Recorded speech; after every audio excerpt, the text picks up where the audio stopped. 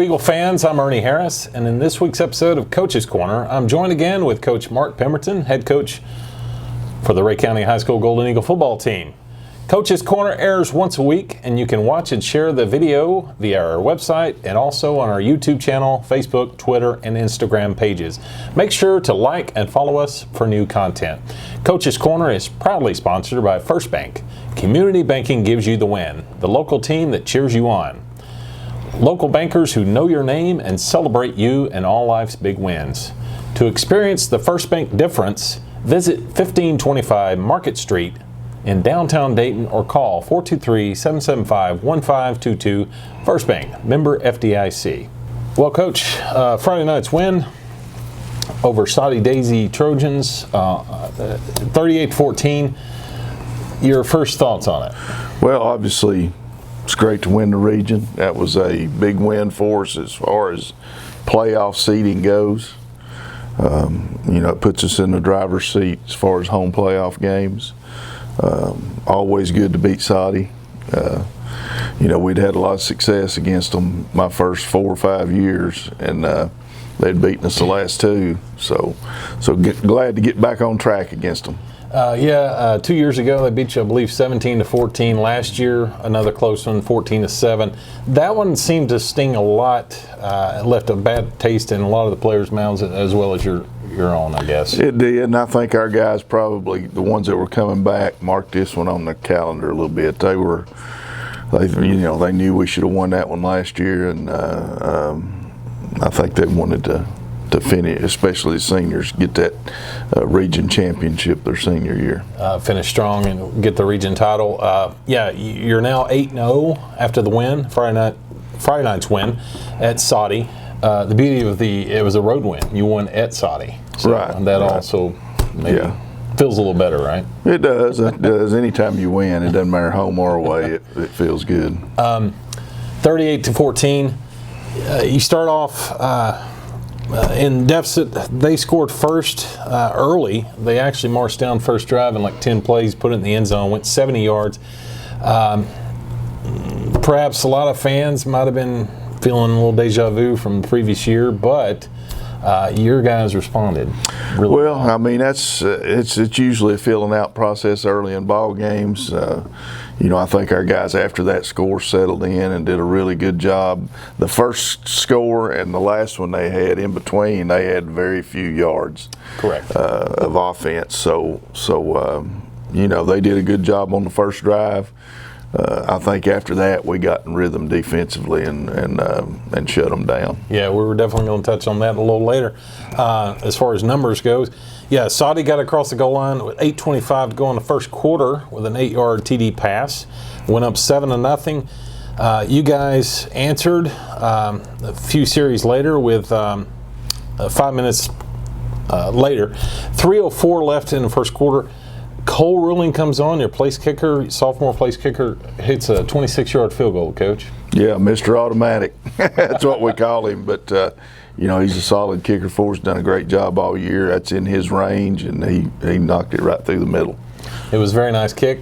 That gave Soddy's advantage 7-3 at that point. Rhea got on the board, and actually Rhea got on the board the next 5 times in a row. You scored 38 unanswered points, Coach. Yeah, that's definitely putting the game away in that situation. I mean, I'm really proud of our guys, and even though we had to overcome penalties again that are self-inflicted, but we got behind the chains a few times, but we overcame them and put points on the board. That's true. Getting on the board next was Dalton Hampton, senior running back Dalton Hampton, with a 18-yard TD run, 9:31 left in the second quarter. How was that run, Coach? It was good. I think it was maybe a counter play, if I'm not mistaken. We ran a counter off our power sweep and had a huge hole. And he made it, we did a great job up front with it, and Dalton got it to the end zone. Yeah, it was a very nice run. Once again, your defense did the job. Several series in a row, your defense forced either a 3 and out or just 3 or 4 or 5 plays, forced a punt, Coach. Yeah, we got them behind the chains a lot because of sacks and lost yardage on run plays. We we got in the flow of the game and started playing a lot more man defense and going after the quarterback in crucial situations. So we got them way behind the chains, and it paid off for us. Like you said earlier, your defense got adjusted. You got settled in after that first drive, and just after that, it was all Ray County, right. Especially Ray County defense.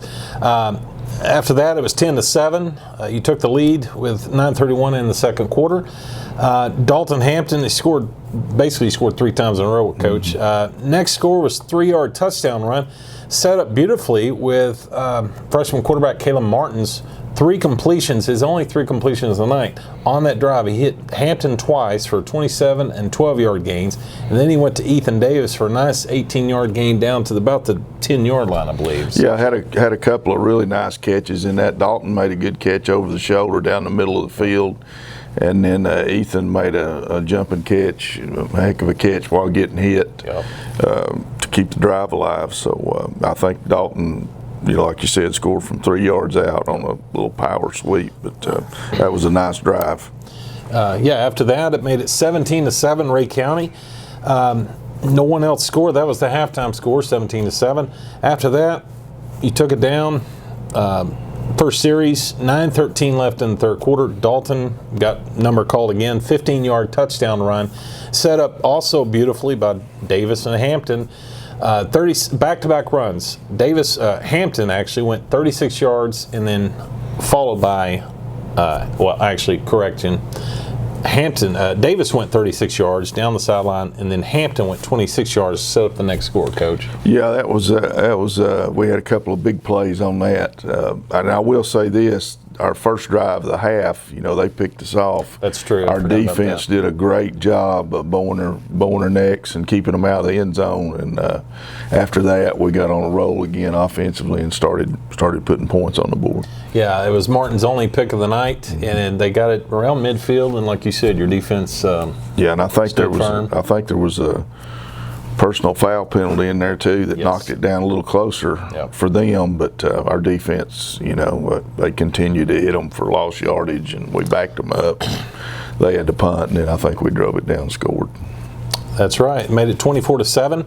A few minutes later, at the 3:20 mark of the third quarter, Ray County got a credit. Martin got the call, 11-yard, kind of like a bootleg keeper around the outside. Coach, what would you call that? Well, I would like to say that I called that, but that was a bobbled snap, I think, and we didn't get the connection to Hampton. But Caleb did a great job understanding he could follow the blocking because it was going in that direction, and he showed me a little speed going out there to the corner. I thought he hit an extra gear getting into the end zone. I agree. Around the 5-yard line, he really turned around after he got around the edge and just got to the corner of the end zone for the score. After that, rulings PAT, Ray County went up 31-7. Your last score of the night, 46-yard TD run by Davis, Coach. Yeah, that was a nice hole opened up by our offensive line, and Ethan's got really good feet and eyes. He really fills those runs and made a great cut inside and then back outside. And once he gets in the open field, there's not many going to run him down. Yeah, he outran that last defender. He gave a good chase, but he outran him to the end zone for the score. Ray County went up 38-7 with 24 seconds left in the third quarter. And like you touched on earlier, Soddy put it in one other time late. It was actually early in the fourth quarter, but your defense just, you shut them down. Yeah, our defense did a great job. I mean, and then we went into, control the clock mode, trying to snap it, as late as we could, and trying to put the game away, which we did. Basically doing what you do best. Once you get established, set up the tone on defense, ball control with your running game. Yeah, with the running game in the second half. That's held true a lot of these games. We've been able to run the ball late and win ball games with it, so that happened again. Except for the penalties. You had 10 penalties, I think, for 94 yards. Only one fumbled snap. You fell on it. It was a 10-yard loss. But almost, would you call it almost a full game? You've touched on before, like as far as complete game. I think so. Game instead of just 2 quarters or 3 quarters and so forth. I think we're getting closer to putting 4 quarters together. 10 penalties. I think 4 of them were pass interference, which there was 2 or 3 of them I thought was questionable, but and our guys did a good job they were right on top of them in man coverage when it happened. So, but yeah, I think we were closer to putting 4 quarters together, and it's the best time of year to do that. True, very good. You are correct. Hampton finished the night with 160 yards, 66 yards rushing on 18 carries, 3 touchdowns. Ethan Davis, 155 yards, 16 carries, 1 touchdown. Ryan Young, your fullback, got 9 carries for 60 yards, doing what he does best, Coach. Ryan gets the tough inside yardage and did it again this ball game, and he's very important because if you get the inside run game developed and going, then that helps that outside stuff. I agree. And Martin finished the game with 1 carry for 11 yards, his touchdown. And you totaled 382 yards on the night, 45 carries, 5 touchdowns. Almost your average, Coach, I'd say. It is 350 to 450. Yeah, in there. Yeah, it is. It's that's usually a pretty good night for us when we can get around 400 yards offense. That's true. Touched on your defense. You held them to 20 yards rushing, Coach. After all those sacks, you had probably 5 or 6 different sacks, maybe 10 plays for losses, tackles for loss. Yeah, and some of those came when we flushed the quarterback out of the pocket, and we did a pretty good job on the perimeter, not letting him gain yardage out there, and having nobody open when that happened. So, but the pressure up the middle and sometimes off the edge, we just outnumbered them, with our blitzes and stuff, and we're able to throw them for sacks and lost yardage. Some of the times it happened during run plays, but I thought we did a great job of putting pressure on them the whole night. That's true. I agree. Drew Fisher, one of your linebackers, got in there. I had him for 11 tackles, including 1.5 sacks, 4 tackles for loss, totaling a minus 30 yards. Yeah. Like you said. I mean, they had 25 carries for only 20 yards rushing, Coach. Yeah. I mean, that says a lot about your defense, guys up front. Fisher was named this week's First Bank Player of the Week for his efforts in the win. Also, your linebackers, Austin Brackett, had double-digit tackles. Jaden Goodwin had some tackles. Sir Alloway, Caden Wicks. Eli Johnson getting in there for, I think, a sack. Eli's sort of the quarterback of the defense. He makes sure everybody's where they're supposed to be, lined up correctly, and sort of like a coach on the field. But Drew did have an outstanding game, as well as Austin. And if it weren't for those guys up front doing their job, the linebackers wouldn't be successful, because we try to keep those offensive linemen off our linebackers where they can run and make plays, and the guys up front did a good job of doing that. I agree. They did throw a lot of those little dump-off passes we've seen all year, short routes. He completed, actually, I went back play-by-play in my notes, the first 15 passes he completed in a row. There's just those little short routes. 21 of 28 with no interceptions for 190 yards, and they totaled 210 yards on the night. Yeah, so 210 yards, we'll take that. Right. That's winning football usually. That's true, considering you had 439. So 439 to 210, 2 to 1. Well, thank you, Coach. We'll be back after this brief message from our sponsor, First Bank. In the South, we perfect our local art. The art of conversation. The art of connection. The art of service. The art of community. Here, what you thought were lost arts are local arts. We practice the art of relationships. The art of creating wealth from things that are priceless. Because banking isn't just hard work, it's the fine local art of knowing what works. Come experience a great local art. First Bank. Okay, Coach, we're back at home this week against the Karns High School Beavers for senior night. Last year you won 41-14 up there in heavy rain. It was miserable. Heavy may not be the word for that. It was a monsoon. Yeah, it was a monsoon. I agree. Karns is 2-5 on the season. I know you don't like to overlook anyone based on their record. What can you say about what can we look for this year? We're definitely not overlooking Karns. They've got a tailback that is really good. It's got some Division I offers.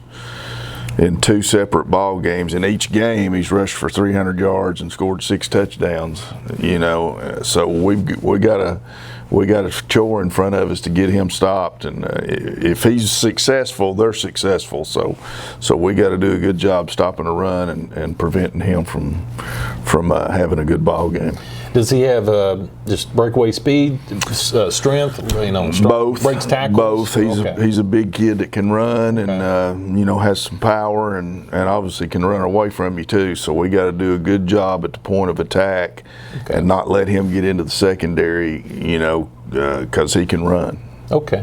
Are they giving it to him about 30 times a game? They're giving it to him a bunch. Yeah, it may be over that. All right. Sometimes he'll be at quarterback. He'll run it. Sometimes at running back, and they even line him up at wide receiver. So he's definitely a weapon that we gotta know where he's at all times on the field. Okay, that sounds good. This Friday's game kickoff will be at 7:30 at Eagle Stadium, Bill Horton Field. Senior night festivities will begin at 7 o'clock. So get here early and watch the seniors. We would like to recognize this year's Rhea County High School Golden Eagles seniors for football, cheerleading, and band, which is shown on the screen. So be sure to look for your senior.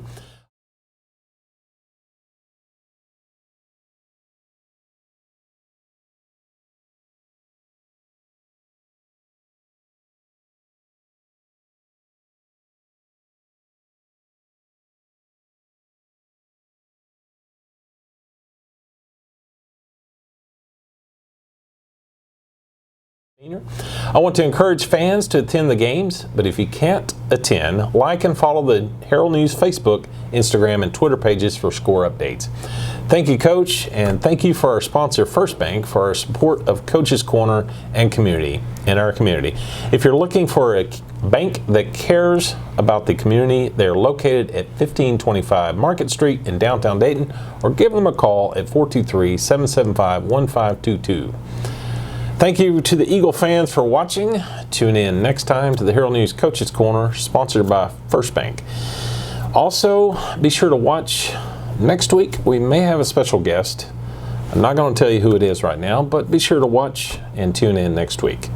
For Coach Mark Pemberton, I'm Ernie Harris, and we'll see you next week. Coach, any last thoughts? Go Eagles. Go Eagles. That's right. Love it. Thank you.